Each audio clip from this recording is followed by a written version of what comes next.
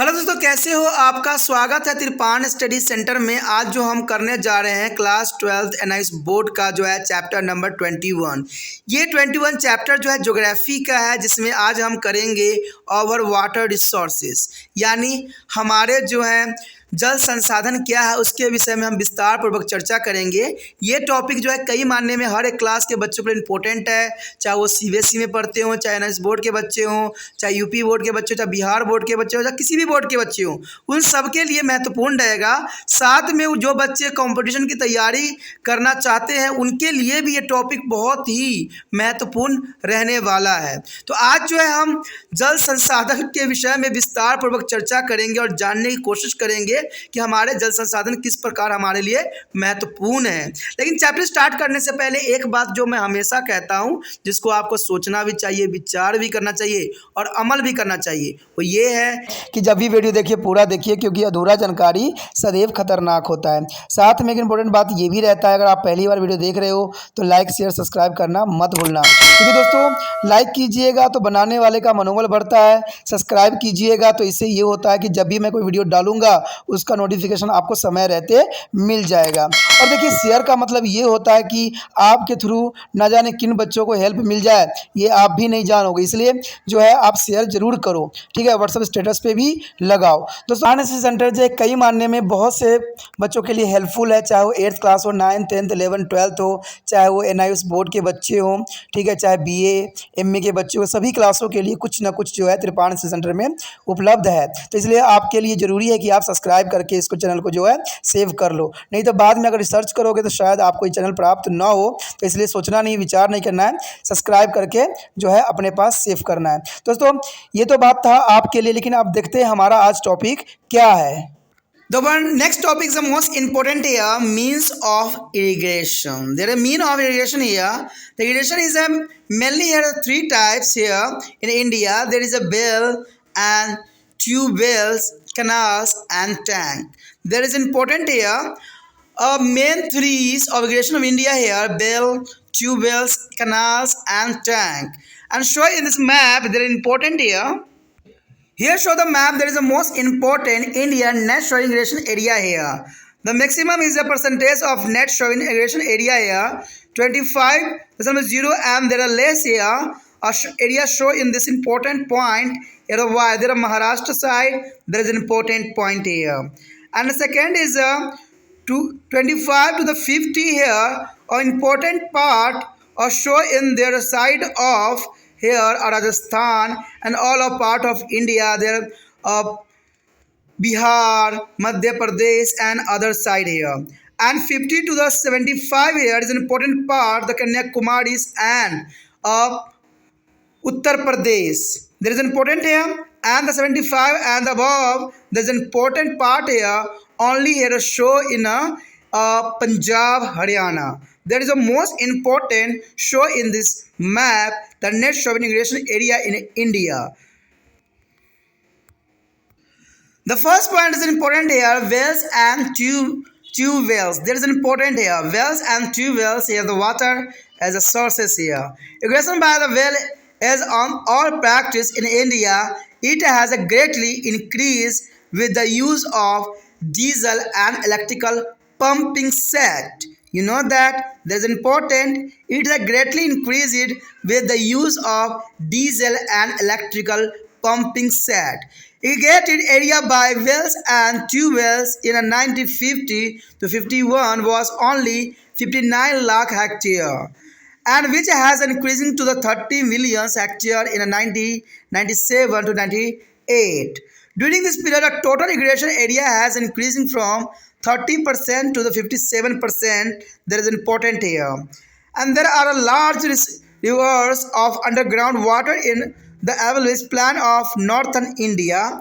At diggings and constructing well and tube wells is easy, and the cost of their construction is also a comparability less. Therefore, irrigation by well and tube wells here are popular.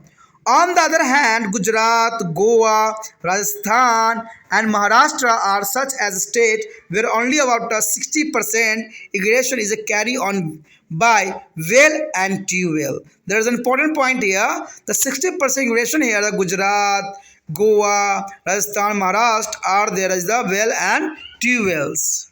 The next point is important here. Canals. Canals is here. A canals were the main means of irrigation up to the 1960, and canal contribute about 40% in the total irrigated area of the country. In 1996 to 97, it's come down to about 31%. About 1.74 crore hectare was irrigated by canals in 1996 to 97. Half of this area is 52.5% is limited to the state of northern India.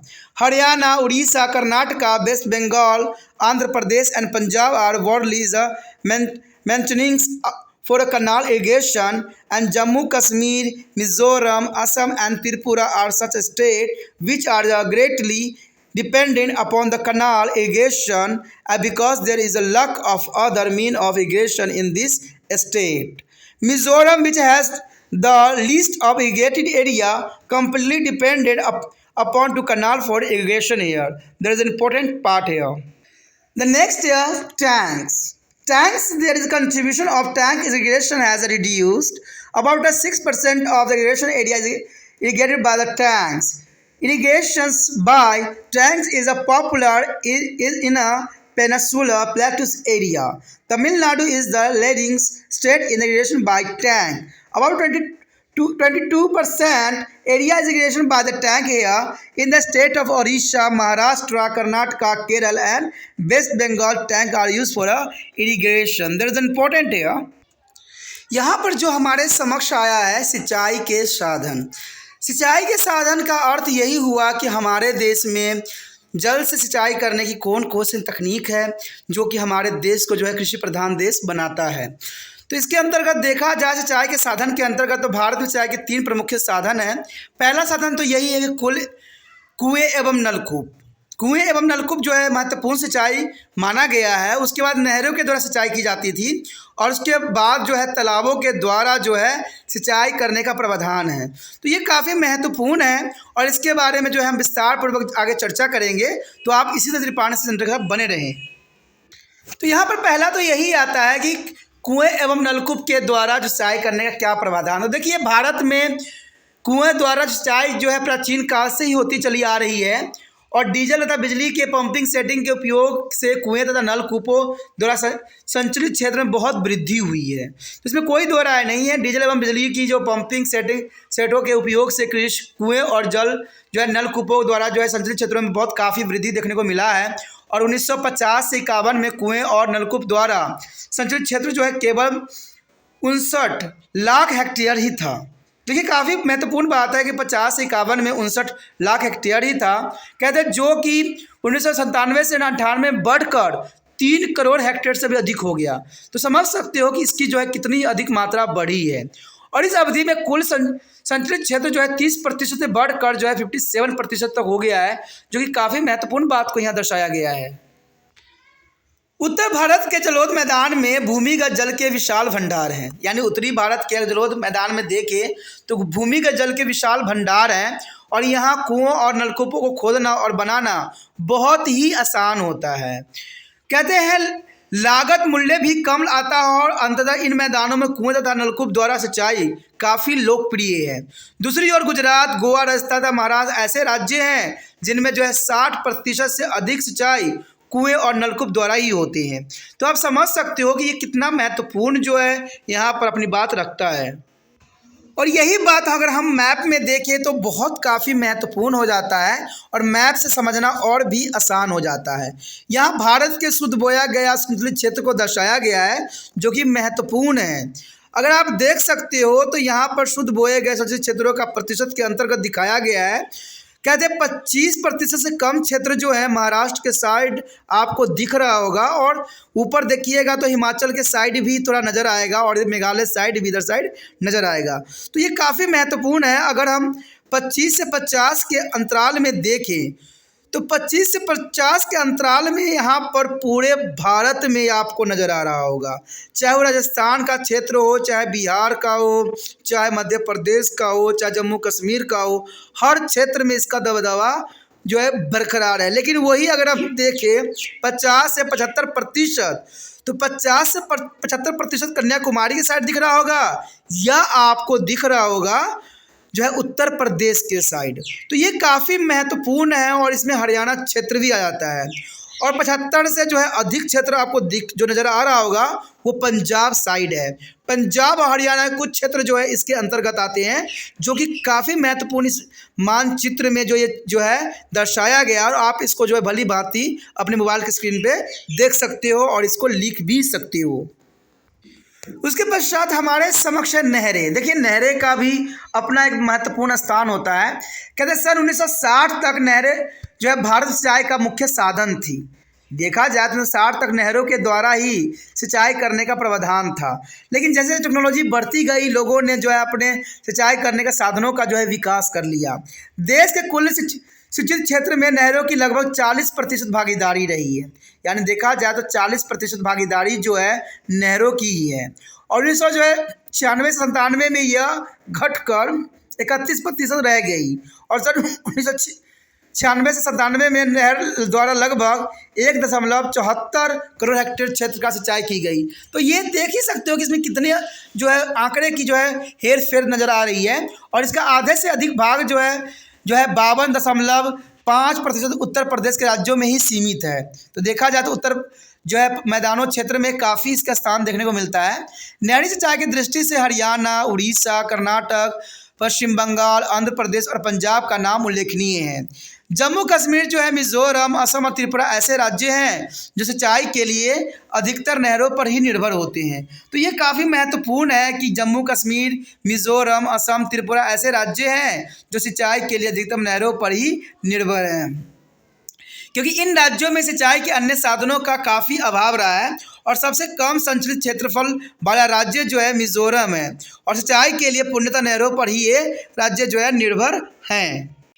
उसके पश्चात है तालाब। देखिए तालाब का भी अपना महत्वपूर्ण स्थान है। कहते हैं सिंचाई में तालाबों की भागीदारी घटी है, यानी तालाब की भागीदारी बहुत घट चुकी है। देश के लगभग 6% संचलित भाग पर तालाब द्वारा सिंचाई की जाती है। और प्रायद्वीपीय पठार भाग में तालाबों द्वारा सिंचाई लोकप्रिय है। तो प्रायद्वीपीय पठारों में जो है तालाबों के द्वारा ही जो है सिंचाई की जाती है। और यहाँ तालाब बनाना बहुत ही काफ़ी आसान होता है। तालाबों के द्वारा सिंचाई में तमिलनाडु राज्य का पहला स्थान है, यानी तमिलनाडु जो है इसके द्वारा सिंचाई करने में पहला स्थान हासिल किया हुआ है। और यहाँ लगभग जो है 22% क्षेत्र तालाबों द्वारा ही संचालित होती है। उड़ीसा, महाराष्ट्र, कर्नाटक, केरल और पश्चिम बंगाल में तालाब द्वारा सिंचाई की जाती है, जो कि काफ़ी महत्वपूर्ण बात को यहाँ दर्शाया गया है। Our next topic is the most important here, river valley project. There is an important point here, river valley projects. To make India economically self-sufficient and it's improved to the standard of living of the people, development efforts were initiated to the soon after the independence. Among this activity, a special emphasis was laid on the development of river valley project. The River Valley project where is a multi-purpose project. You know that there is a River Valley project where a multi-purpose project here. And the main objective of this project are flood control. This project is important here, the control of flood here and prevention of soil erosion and provision of water for irrigation and drinking and industries. Generation of electricity and transport, entertainment and conservation of wildlife and development of fisheries. There is a most important here on their project of flood control, prevention and soil erosion, prevention of water, irrigation, drinking and industry, generation of electricity, transport, entertainment, conservation of wildlife and development of fisheries. Here show the major river valley in India. There is the most important, the name of project and only there is a name of river. And here a coastal dam, reservoir and beneficial state here. But first is the Damodar Valley, is the Damodar rivers. There is a beneficial state is the Jharkhand and Pashchim Bengal here. And Bakra Nangal is the Satluj. There is the most important beneficial state here, Punjab, Himachal, Haryana and Delhi. And Herkund is the The Mahandis is the most important here. Madhya Pradesh, Orissa, and Chhattisgarh are beneficial state here. And the next year, Tirghadhara is a Tungabandhra is here a river, and here is a beneficial state here, Karnataka, Andhra Pradesh. And the next year, Naga Arjuna Sagar is a Krishna. River name is a Krishna, and there are beneficial state here, Andhra Pradesh only. And the Narmada Valley is the Narmada as a river name, and there's a purpose as a proposed dams is a name here, and here a state of beneficial is a Madhya Pradesh and Maharashtra for the beneficial state here. The next here, Koshi. Koshi is the river name is Koshi here, and here an important part of the beneficial state, Bihar, Jharkhand, Nepal. And next here, the Chambal Valley is a Chambal is the river name. The dam name of Gandhi Sagar, Rana Pratap Sagar, Johar Sagar, and Kota Barrage. There is the most important dam here. And beneficial state is Rajasthan, Madhya Pradesh is an important part here. And Indira Gandhi Canal is a base of Satluj. There is most important Vyas and Satluj here, a river name. The dam name is a dam on Ravis, Vyas, and Satluj is a pond. There is only a beneficial state of Rajasthan here. यहाँ पर जो हमारे समक्ष आया है कि नदियाँ, घाटी और परियोजनाएं, देखिए काफ़ी महत्वपूर्ण यहाँ पॉइंट है कि नदी, घाटी और परियोजनाएं, आखिर इनका क्या महत्व है। नदी, घाटी, परियोजना जो है काफ़ी महत्वपूर्ण रहता है, और कहते हैं स्वतंत्रता के बाद से ही देश के आर्थिक रूप से आत्मनिर्भर बनाने तथा लोगों का जो जीवन से सुधारने के लिए योजनाबद्ध जो है आर्थिक गतिविधियां आरंभ की गई थी।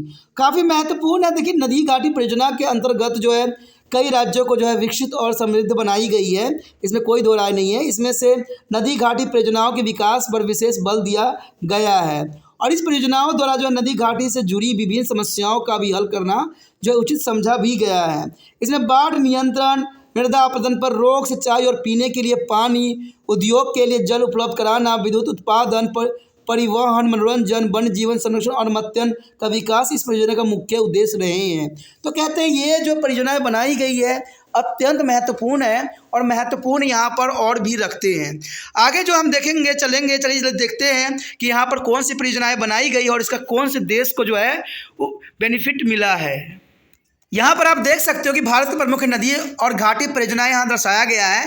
परियोजना के नाम बताए गए हैं, नदी है, निर्मित बांध और जलाशय और लाभान्वित राज्य है। तो सबसे पहले जो है दामोदर घाटी है। दामोदर घाटी जो है नदी जो बनाई गई है दामोदर नदी पे बनाई गई है, जिसमें तिलैया, कोनार, मैथान, पेंचहिल ये सब जलाशय का नाम है, डैम का नाम है। और ये जो है बेनिफिशियल स्टेट जो है झारखंड, पश्चिम बंगाल को इससे बहुत ही लाभ मिला है। अगर आगे बात करें हम तो ये है भाखड़ा नंगल। भाखड़ा नंगल जो है सतलुज नदी पे बनाई गई है, और इस बांध का नाम है भाखड़ा नंगल और पोंगे के नाम से जाना जाता है। और इसको लाभान्वित राज्य जो है पंजाब, हिमाचल, हरियाणा, दिल्ली काफ़ी इससे लाभान्वित हो रहा है। ठीक है, उसके बाद हीराकुंड की बात करें तो ये महानदी पे बनाई गई है, और इस जो बांध का नाम है हीराकुंड भी है, टिकरनपाड़ा भी है, नडाज भी है। और इसका जो बेनिफिशियल स्टेट है मध्य प्रदेश है, उड़ीसा है, छत्तीसगढ़ है, जो कि काफ़ी महत्वपूर्ण है। उसके पश्चात हमारे समक्ष है यहाँ पर तुंगभद्र। तुंगभद्र जो है तुंगभद्र नदी पे बनाई गई है, और इसके जो डैम का नाम है बांधों के साथ नहरें तुंगभद्र बांध ही बनाई गई है। और इससे जो काफ़ी जो लाभान्वित स्टेट है वो कर्नाटक है, आंध्र प्रदेश है। उसके बाद है नागा अर्जुन सागर जो कि कृष्णा नदी पे बनाई गई है, और इसका नाम जो है नागा अर्जुन सागर बांध के नाम से ही जाना जाता है। और इसका जो है लाभान्वित राज्य है वह आंध्र प्रदेश। आंध्र प्रदेश से इसे काफ़ी लाभ उठाया है। उसके पश्चात है नर्मदा घाटी। नर्मदा घाटी की जो है नर्मदा नदी के ऊपर बनाई गई है, और कहते हैं प्रस्तावित 30 बांध तैयार बांध है, जिसमें जो है सरदार सरोवर हो गया, नर्मदा सागर हो गया, तावा बागी, ये सारे के सारे जो है परियोजनाएं बनाई गई है। और देखा जाए तो इसमें काफ़ी क्षेत्र जो है लाभान्वित हो रहा है, चाहे वो मध्य प्रदेश हो, ठीक है, महाराष्ट्र हो, गुजरात हो, राजस्थान हो, तो काफ़ी महत्वपूर्ण यहाँ बात बताई गई है। उसके पश्चात है कोशी। कोशी काफ़ी महत्वपूर्ण है, और कोशी पे जो है कई बांध बनाई गई है, चाहे कोशी बैराज हो, कोशी शक्ति गृह हो, हनुमान नगर हो। अगर कोसी बैराग अगर नाम आप जानते होंगे तो ये बरसात के समय जो रेन होती है भारत में, तब कोसी बैराग से बहुत से पानी जो है छोड़ी जाती है। ये न्यूज़ में अक्सर आप देखते होंगे और इसकी वजह से आधे भाग जो है यहाँ पर बिहार जो है बह जाती है, बाढ़ में डूब जाती है। तो कोसी बैराग के कारण ही यहाँ पर जो है बहुत से पानी छोड़ी जाती है और बिहार को जो है हर साल जो है बाढ़ के मार से झेलना ही पड़ता है। और इससे लाभांतरित भी बिहार होती है और झारखंड और नेपाल होता है और इन्हीं क्षेत्र में जो है बाढ़ भी आती है। कहते हैं चंबल घाटी उसके बाद आता है और जो कि चंबल रिवर पे बनाई गई है और इसके जो प्रमुख परियोजनाएं बनाई गई है वो है गांधी सागर, राणा प्रताप सागर, जवाहर सागर, कोटा बैराज। तो ये काफ़ी महत्वपूर्ण है और इससे जो राज्य लाभांतरित हो रहा है वो राजस्थान और मध्य प्रदेश इसे काफ़ी लाभांतरित उठाया है। उसके बाद है इंदिरा गांधी नहर जो व्यास और सतलुज नदी पे बनाई गई है और इसके जो है रवि, व्यास, सतलुज और जल बांध पोंगा के नाम से जाना जाता है और इसको सिर्फ एक ही राज्य लाभांतरित होती है वो राजस्थान। तो ये काफ़ी महत्वपूर्ण परियोजनाएं यहाँ पर बनाई गई है, शायद इसके बारे में आपको पहले पता न रहा हो। देखिए अगर इसको अच्छे से समझ लेते हो तो इसमें से कई क्वेश्चन जो होते हैं आपके जो है एमसीक्यू के अंतर्गत आते हैं, चाहे यूपीएससी एग्ज़ाम हो चाहे आपके कोई भी एग्ज़ाम हो, सभी में ये क्वेश्चन पूछे जाते हैं कि कोसी नदी पर कौन से बांध बनाए गए हैं, चाहे कोसी जो नदी है वो किस क्षेत्र में है। तो ये बहुत से क्वेश्चन है जो कि आपको यहाँ पर क्लियर हो जाएगा। तभी तो मैं कहता हूँ कि कंपटीशन के लिए भी बहुत महत्वपूर्ण टॉपिक रहता है। ठीक है, ये टॉपिक दोस्तों यहीं पे ख़त्म हो जाता है। आगे का टॉपिक हम और भी विस्तार पूर्वक जानेंगे और बात करेंगे सभी पहलू पर। ठीक है, अगर आपको तिरपान स्टडी अच्छा लगता है तो लाइक सब्सक्राइब जरूर कीजिए। अगर आप तिरपान स्टडीज सेंटर का हेल्प करना चाहते हो तो जितना हो सके इस वीडियो को दूसरे बच्चे तक पहुंचाने में आपने तिरपान स्टडी सेंटर का हेल्प करना है। और इसके लिए कुछ नहीं करना है, यूट्यूब से लिंक को कॉपी करना है और व्हाट्सएप स्टेटस पे लगा देना है। देखिए लगा दीजिएगा तो आपका इसे अच्छा ही रहेगा, क्योंकि जो बच्चे देखेंगे आपको अच्छा ही समझेंगे क्योंकि आपने उनका हेल्प किया है। कहते हैं दुनिया को बोलने का मन होता है, बोलती रहती है, आपको कर्तव्य करना करते रहिए। ठीक है, मेरा कर्तव्य जो है मैं करता रहूँगा। अगर इसमें कुछ भी आपको गलत लगता है, कुछ आप बदलाव चाहते हो तो आप कमेंट जरूर कीजिए, क्योंकि कमेंट से और भी मुझे जो है मार्गदर्शन प्राप्त होता है और मैं जानने की कोशिश करता हूँ कि और क्या कुछ इसमें सुधार किया जा सकता है। तो कमेंट करना मत भूलिएगा। और भूलना एक और बात नहीं, अगर पहली बार वीडियो देख रहे थे तो चैनल को सब्सक्राइब करके अपने मोबाइल में अवश्य सेव कर लीजिए, क्योंकि अगर कोई वीडियो बाद में देखना चाहिएगा तो यूट्यूब पर सर्च कीजिएगा तो कोई भी वीडियो आपको दूर दूर तक नज़र नहीं आएगा तिरपान स्टडी सेंटर का। अगर आप सब्सक्राइब करके रख लेते हो तो आपको होम पेज प्रोवाइड हो जाता है और वहाँ पर जो है वीडियो का जो है भरमार है, जहाँ पर हर एक वीडियो आपके लिए जो है इम्पोर्टेंट रहेगा।